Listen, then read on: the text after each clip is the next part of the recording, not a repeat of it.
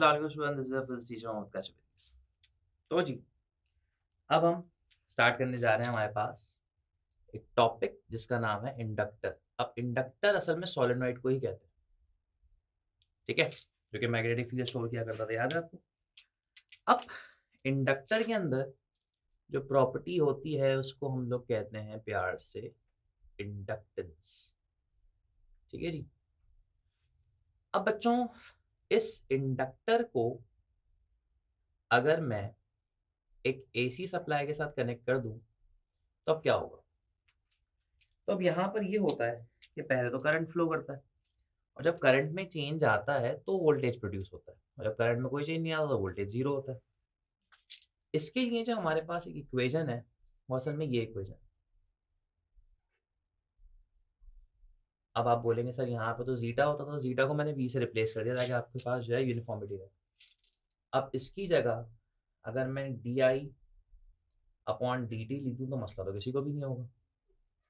अब अगर मैं डी आई की जगह पे आई नॉट साइन ओमेगा टी लिख दूँ तब भी कोई मसला नहीं होना, डी टी तो ऐसे ही आएगा।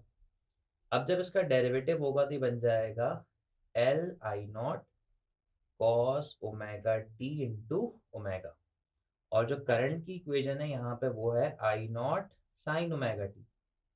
तो अब अगर हम यहाँ पर इसका एक वेव फॉर्म प्लॉट करें, तो बच्चों जब इसका वेव फॉर्म प्लॉट किया जाएगा तो वेव फॉर्म असल में कुछ इस तरीके से होगा। लेट सपोज सबसे पहले हम करंट से प्लॉट करते हैं, करंट को हम ऑरेंज से प्लॉट कर देते हैं। करंट जो है वो असल में एक साइन वेव बनाएगा, ठीक है? और अगर मैं वोल्टेज को पर्पल से प्लॉट कर दूँ, तो वोल्टेज जो होगा अब असल में वो कॉस की वेव बनाएगा, यानी कि उस तरह से बनाएगा कुछ, एंड सो ऑन, ठीक है? तो आप देख सकते हैं यहाँ पे अब वोल्टेज लीड कर रहा है करंट को, तो आप यहाँ पे लिखोगे voltage lead current by 90 degree या पाई बाय 2, और आप यूँ भी लिख सकते हैं current lags voltage by 90 degree या पाई बाय 2। समझ रहे हैं बातों को? अब ऑटोमेटिकली आप पावर तो जानते हैं, इसकी पावर डिसिपेशन भी ज़ीरो हो जाएगी, ये पावर को एब्ज़ॉर्ब करके जो है रिलीज़ कर देगा। और जब यहाँ पे आप इसकी रिएक्टेंस निकालेंगे तो इसकी रिएक्टेंस को हम कहते हैं इंडक्टिव रिएक्टेंस। इंडक्टिव रिएक्टेंस जिसको हम लोग रिप्रेजेंट करते हैं बच्चों मेरे एक्सएल से, सही है? अब आपके पास जब इसका फॉर्मूला लिखा जाता है तो एक्सएल की नहीं, वही V R M S upon I R M S आएगा। वी आर एम एस की जगह पे एल आई नॉट ओमेगा, और यहाँ पे आई नॉट आ जाएगा, तो L I not omega divide में आ जाएगा आई नॉट, दोनों कैंसिल हो गए, और ये बन जाएगा एल ओमेगा, और ये बराबर हो जाएगा 2 पाई एफ एल के। तो अब अगर आप देखें तो एक्सएल का अपनी फ्रीक्वेंसी से डायरेक्ट रिलेशन, न्यूमेरिकल आया तो आपने सिर्फ वैल्यूज प्लॉट करनी है, सॉल्व करना, आगे बाद आंसर आ जाएगा, ठीक है जी? तो इस तरीके से असल में ही काम करता है। अगर हम इसका फेजर बनाएं, फेजर आप जानते हैं किस तरह से बनेगा, वोल्टेज लीड कर रहा है तो वोल्टेज ऊपर, करंट नीचे, और एंगल बना कितने का, 90 डिग्री का, ठीक है? इसको याद करने की सिंपल सी ट्रिक है, ice for capacitor, current lead करता है, वोल्टेज लैग करता है, और उसको उल्टा करके लिख दो तो ये रेजिस्टर की नहीं, इंडक्टर की नहीं बन जाएगा। इसमें वोल्टेज लीड करता है, करंट लैग करता है। ई को मैं वोल्टेज क्यों कह रहा हूँ, ये ईएमएफ का सिंबल असल में सीधा सा बनाया जाता है, ठीक है बच्चों? सो ये एक पूरा जो है आपके पास एक कंस्ट्रक्शन हो गई, और ये पूरा टॉपिक यहाँ पे आके एंड होता है। इसी तरह से एक आखिरी चीज़, अगर फॉर एग्जांपल मैं आपके साथ कहूँ कि भई फॉर एग्जांपल मेरे पास किसी सर्किट में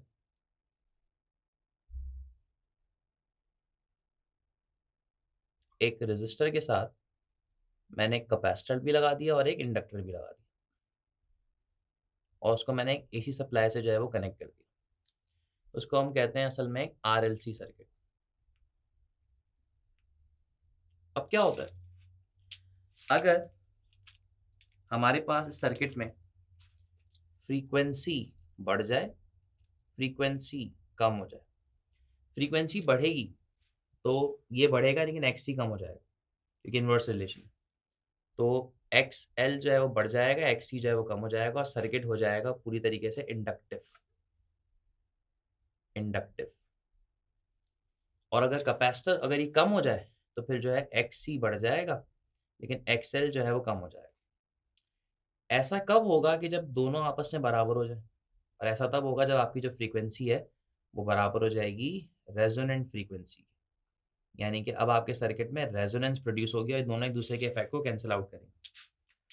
असल में ना ये जो दोनों डिवाइसेज़ होती हैं इनका काम बेसिकली क्या है? जिस तरह मैंने आपसे कहा था कैपेसिटर जो है वो असल में वोल्टेज को कांस्टेंट कर रहा होता है, चीज़ों को चेंज करके, और इंडक्टर जो है वो करंट को कांस्टेंट कर रहा होता है। तो एक सिंपल सी हिंट है, जो चीज़ आपके पास यहाँ पे बाद में आती है, यानी कि लैग करती है, असल में वो कांस्टेंट रहती होती है।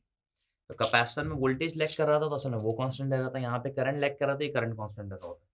तो सर्किट में जब करंट का बिहेवियर डोमिनेंट करना हो तो इंडक्टर काम करता है, वोल्टेज का बिहेवियर डोमिनेंट करना हो तो आपके पास जो है कैपेसिटर काम करता है, वोल्टेज को कांस्टेंट कर रहा होता है, करंट को कांस्टेंट कर रहा होता है। तो असल में इस तरह से काम होता है कि जब दोनों ही एक दूसरे को कैंसल आउट करें तो रेजोनेंस फ्रीक्वेंसी आती है। इसका फॉर्मूला निकालना कोई इतना मुश्किल नहीं है। आपने एक्सएल और एक्ससी को दोनों से इक्वेट किया।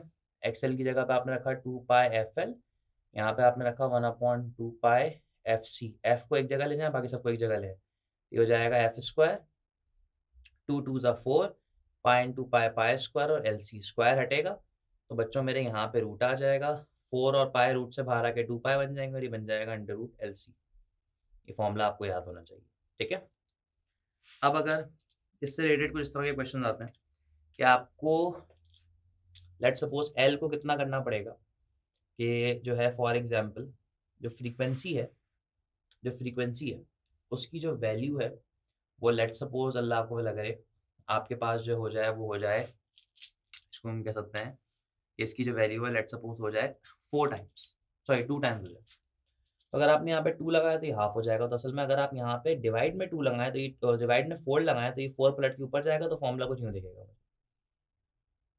अंडर रूट 4, यहाँ पे आएगा 2 पाई और यहाँ पे आएगा एलसी, और जब 4 का रूट निकालेंगे तो 2 ऊपर आ जाएगा और ये बन जाएगा 2 पाई एलसी। तो देखें इसको कैंसिल तो करना नहीं है क्योंकि ये तो पूरा फैक्टर एफ के बराबर है, खाली 2 बचा। तो अब यहाँ पे जो फ्रीक्वेंसी है वो 2 टाइम्स हो जाएगी। समझ में आई बात?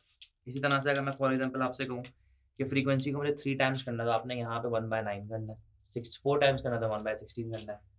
अब अगर लेट्स सपोज़ आपसे कहा जाए कि यार दोनों के साथ ऐसा क्या करें कि इसकी वैल्यू जो है 4 टाइम्स हो जाए, तो फिर आपने एक को 4 नहीं करना, आपने फिर दोनों को 1/4 1/4 करना है।